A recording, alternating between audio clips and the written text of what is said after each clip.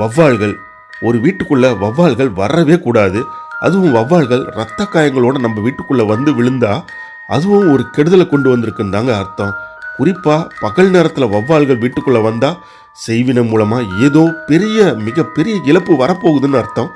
முடிஞ்ச அளவு வௌவால்கள் வீட்டுக்குள்ள நுழையாம பார்த்துக்கிறது ரொம்பவும் நல்லது.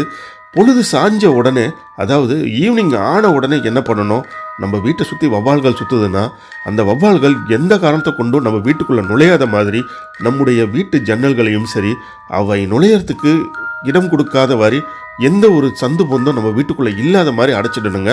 முடிஞ்ச அளவு பொழுது சாஞ்ச உடனே கதவுகளை சார்த்தி வைத்து கொண்டாலே போதும். முக்கால்வாசி இது மாதிரியான வௌவால்கள் வீட்டுக்குள்ளே நுழையறதுக்கு வாய்ப்புகள் இருக்காது. அப்படி செய்யாமல் நம்ம விட்டுட்டா வௌவால்கள் எளிதாக வீட்டுக்குள்ளே நுழைஞ்சிரும். அப்படி நுழைஞ்சதுன்னா கண்டிப்பாக அது ஏதோ ஒரு கெட்ட சக்தியா மூலமாக தான் வௌவால்கள் உள்ளே வந்திருக்குன்ற அர்த்தம். அப்படி நடந்ததுன்னா